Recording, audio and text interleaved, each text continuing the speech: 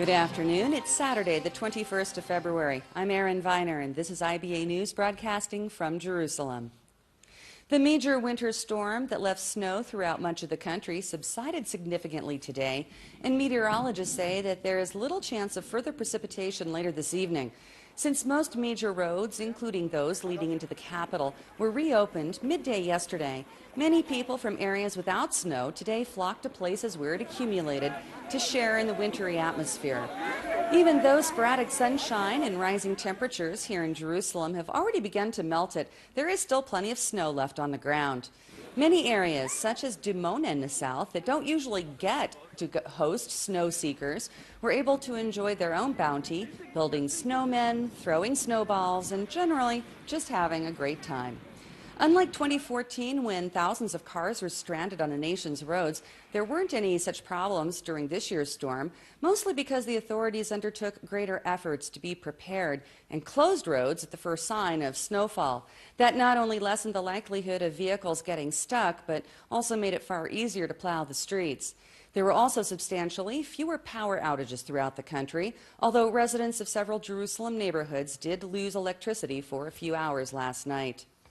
Turning to diplomatic matters and what is becoming an increasingly bitter spat, unnamed U.S. officials are saying that the White House is considering ways to undercut the upcoming address by Prime Minister Benjamin Netanyahu to Congress and blunt his message that the potential nuclear deal with Iran, favored by U.S. President Barack Obama, is bad for Israel and the world.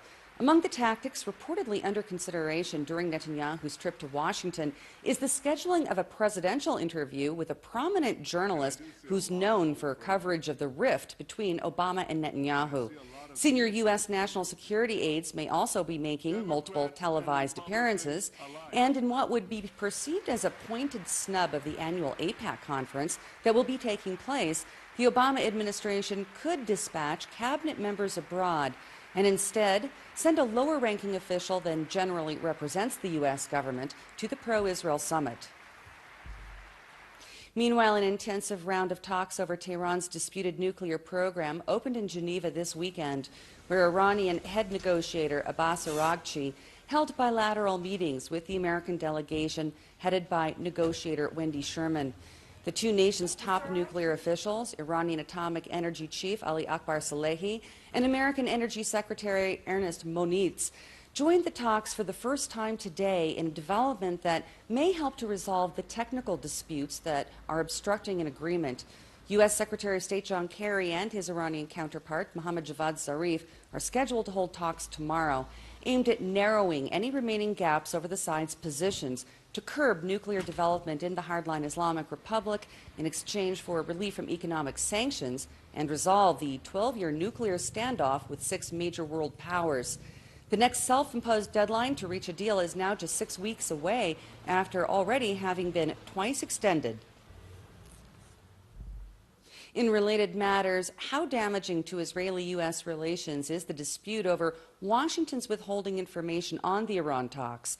That's the question IBA's Eli Wogelenter asked of Professor Gerald Steinberg of the NGO Monitor, who said that he believes the nation's shared interests will override their current disagreements. It's my sense, and basically looking at the history of U.S.-Israeli relations, as close as the relationship has been in the good times, and there have been many long periods of close cooperation, the United States, the President, the Secretary of Defense, the head of the CIA, they're not going to share all the information that they have on any issue with anybody, including Israel, and vice versa as well, because that's the nature of sovereignty. There's some things which are so sensitive you don't share even with your best friends. They could leak. Both sides have had problems of leaks, of spies, of other things. It's just part of the nature of national sovereignty. So I don't see the admission that the United States is not fully updating Israel now as being a lot more than part of the ongoing Obama-Netanyahu feud. As damaging as it is, the degree to which there was strategic cooperation before, whether it's changed or not, I think we have to wait and find out how that's going to play out. It's certainly a very unpleasant, very difficult period for those who see Israel-American relations as vital for both countries and also vital for the free world. We're dealing with a very, very complex set of issues. Iran is at the top of that list. Iranian nuclear weapons are frightening. And both Obama and Netanyahu, both the heads of governments agree that Iran with nuclear weapons is a disaster for the world. So what are the differences about?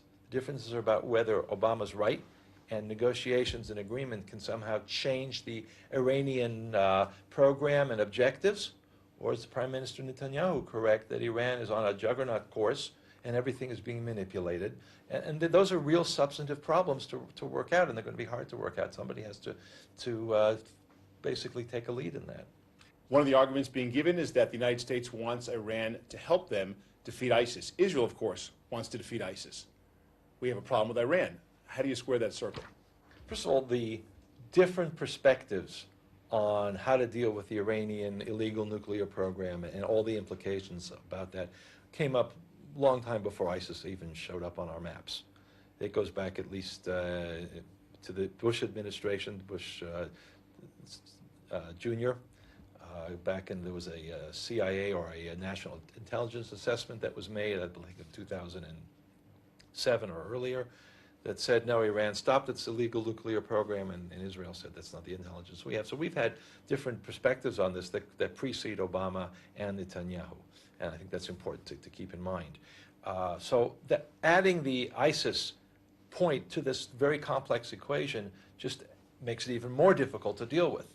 And there, the question of whether the United States can somehow work with Iran against ISIS. It'll be interesting to see how the new defense secretary in the United States, Ashton Carter, weighs in on that, because he's a realist. He's very different than Mr. Obama and many of the other people that came in, the political people that came in with Obama. He's been around doing Pentagon, realist American policy, defense policy, strategic policy for at least 20 or 30 years. And I had the opportunity to do some work with him back when I was at MIT, and he was there too. So we know that he's someone who takes these security issues of the United States and the world and Israel very seriously. If he comes out and says, look, there's a realistic way that we can see Iran working with the United States. In history, we've seen, look, it was Roosevelt and Stalin who worked together to defeat Nazi Germany, the enemy of my enemy is my friend. If there are no illusions about what that means in other areas, this is the area we agree to cooperate. Centrifuges. Exactly. Or centrifuges, or a plutonium production reactor, or putting together what they already have and making it into a bomb. And that's one of the big questions that has to be worked out, and we're not going to know very much about that probably for quite a while, if, in fact, the professionals who get away from the emotional aspects can deal with the substance. There should still be a lot of cooperation on those issues between Israel and it. In other regional news, Jordan's Foreign Minister Nasser Judah has branded the fight against the Islamic State as World War III and announced the Hashemite Kingdom will lead the Muslim Arab sector of the international coalition formed to combat the radical Islamists.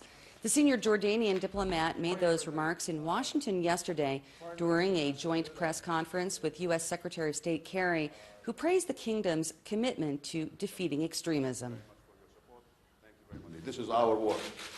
This is a war that has to have a Muslim Arab stand, but without the support of our international friends, our partners in the coalition, we cannot do it, and we cannot eradicate this evil. It is truly a third world war by other means. You have over 90 nationalities fighting along these sick, warp-minded terrorists, and you have over 65 countries as part of a coalition. All of us are being threatened by these people, all our countries, all our individuals, and I think it takes the collective effort of all of us to defeat them, and we shall prevail. Not find a country that has been more willing to be a good, stand-up, get the job done partner than the Kingdom of Jordan. And I want to express on behalf of all Americans our outrage, our horror at the brutal, horrendous, medieval burning of the Jordanian pilot, Captain Qasas Bey. Simply reinforcing in all of us our commitment to destroy ISIL ultimately, and to stand together in partnership against this kind of mindless violence. Those remarks follow this week's three-day White House summit to combat extremism, during which Obama called on the international community to curb the spread of extremism by underscoring that the West is not at war with Islam. We have to confront the warped ideologies espoused by terrorists like Al-Qaeda and ISIL, especially their attempt to use Islam to justify their violence. I discussed this at length yesterday. These terrorists are desperate for legitimacy. And all of us have a responsibility to refute the notion that groups like ISIL somehow represent Islam, because that is a falsehood that embraces the terrorist narrative. At the same time, we must acknowledge that groups like Al-Qaeda and ISIL are deliberately targeting their propaganda to Muslim communities, particularly Muslim youth. Now, Muslim communities, including scholars and clerics, therefore have a responsibility to push back, not just on twisted interpretations of Islam, but also on the lie that we are somehow engaged in a clash of civilizations, that America and the West are somehow at war with Islam, or seek to suppress Muslims, or that we are the cause of every ill in the Middle East. That narrative sometimes extends far beyond terrorist organizations. That narrative becomes the foundation upon which terrorists build their ideology and by which they try to justify their violence. And that hurts all of us, including Islam and especially Muslims, who are the ones most likely to be killed. Following the conclusion of that conference, Kerry also met with Egyptian Foreign Minister Sameh Shoukry, whose country bombed Islamic State targets in Libya earlier this week after the terror group released a video showing the beheading of 21 Egyptian Coptic Christians. Shoukry said that he's looking forward to the two nations' continued cooperation in the battle against radicalism. Egypt has been consistent in its fight against terrorism, whether at home or in the region, and has been consistent and determined that we provide every assistance to the coalition against ISIL and other terrorist organizations, and we will continue to cooperate effectively with the United States and other partners because we know the dangers that such organizations pose to the stability of the region. And in other Islamic State-related news, British police have launched an appeal to trace 3 schoolgirls who are believed to be making their way to Syria to join the extremists. The 3 friends are between 15 and 16 years old, who left their East London homes on Tuesday to catch a Turkish Airlines flight to Istanbul without informing their families. Security officials estimate that some 600 British Muslims have already traveled to Syria to join the conflict there. About half have since returned, with dozens being arrested under anti-terrorism legislation in the United Kingdom. Relatives of the 3 latest apparent recruits say that they are shocked by the schoolgirls' actions. The parents of these girls are devastated. They had no inkling that these 3 girls were going to travel whatsoever. They travelled on a flight which arrived about 6:40 in Istanbul, a local time. And obviously we're concerned that, that they're trying to get to Syria. And we think there's a possibility that they're still in Istanbul. The way that women and young girls are treated by the terrorist group calling itself Islamic State is appalling. These girls are not safe in Syria. So if they're still in Istanbul and there's a chance and a possibility that we can bring them back, then we can safeguard these children. We don't know what's caused this. We don't know whether it's contact through social media or whether it's contact through face-to-face locally. We don't know at this stage. And regarding the civil war in Syria, United Nations war crimes investigators are now considering publishing the names of those suspected of involvement in the nearly 4-year conflict and pushing for new ways to bring them to justice. Diplomatic sources say that some, if not all, of the identities of hundreds of names on secret lists of suspects may be released by the Independent Commission of Inquiry at the UN Human Rights Council on March 17th. The horrific things are not only being perpetrated by the 2 terrorist groups, as the Security Council has defined, so-called ISIS and Jabal al-Nusra, but it's very important not to forget the human rights violations, the war crimes, like crimes against humanity committed by government forces and by other non-state armed groups that continue to to be present in the conflict. To date, we have prepared 4 lists which have been submitted to the UN High Commission for Human Rights for safekeeping in the safe. And those lists cover a variety of alleged perpetrators from different groups. Secondly, to date, we have not revealed the names because we consider that the issue of due process of law has to be borne in mind.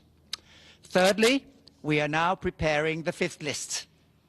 And this is the key list where we will be consolidating some names as well.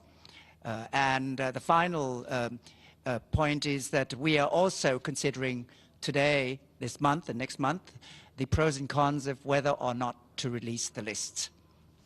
Last month's terror attacks in Paris were a turning point in acknowledging the increasing specter of anti-Semitism in the country.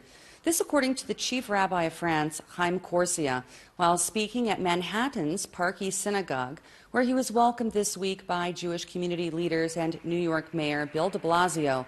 Children from French families living in New York and attending Park East Day School performed songs for the visiting rabbi in French, Hebrew, and English. Corsia also spoke about the rising tide of anti-Semitism, not only in his country but throughout Europe, as did the mayor during his own following address to those gathered. For too long, I witnessed that the sense of indifference of the French civil society to anti-Semitic and racist crimes. In the wake of a terrorist assault on Charlie Hebdo and Hypercacher supermarket, the entire society finally rose to say no to the terrorists, no to muzzling freedom of speech and freedom of the press. I am well aware, though, that if Charlie Hebdo assault had not happened, I'm not sure that so many people was marched in the street.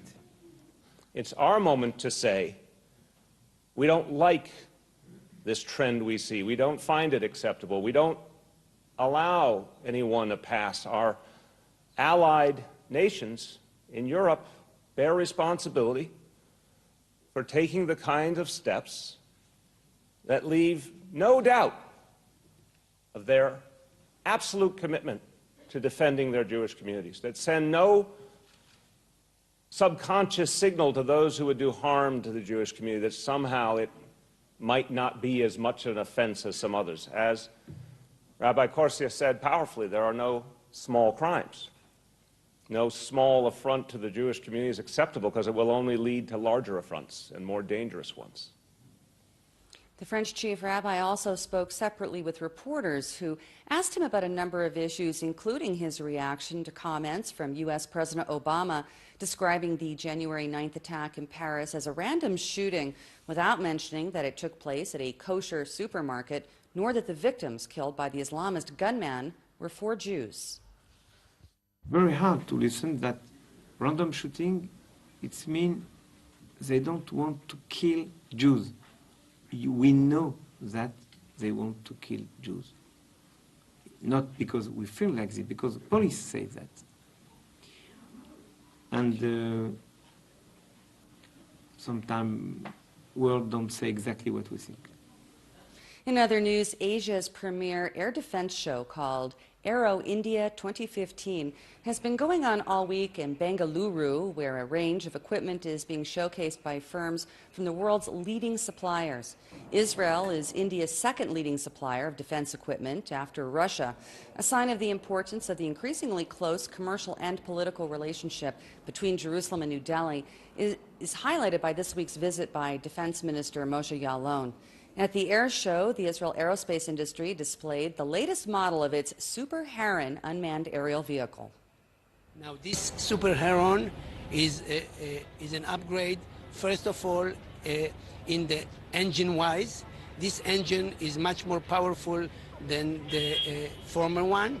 It's a diesel engine, which means it works on heavy fuel, and it has 200 horsepower, which means it can have much higher dash speed and also a better rate of climb.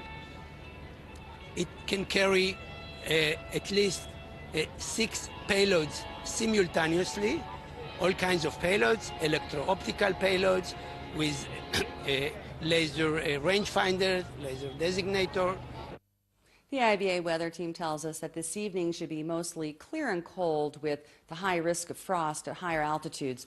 Tomorrow we should see partly cloudy skies, a drop in humidity, and a slight rise in temperatures, although it will remain chillier than normal for this time of year.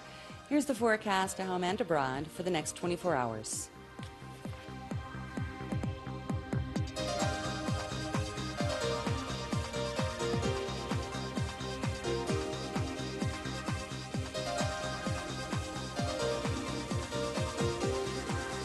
Hundreds of Jerusalemites believe that the white stuff and the freezing conditions provide the perfect setting for rave parties and have been out reveling each time that it snowed this winter. While many other residents found it just too cold to venture outdoors this weekend, particularly at night when the temperatures reached even icier levels, this crowd was out celebrating the snow all Thursday night at a tunnel in the city's Sacher Park until the early hours yesterday morning. Celebrate the snow, we come to dance, to be together, to feel each other, to feel the people, to have a good time. See snow in Jerusalem, it's the most amazing thing in the world.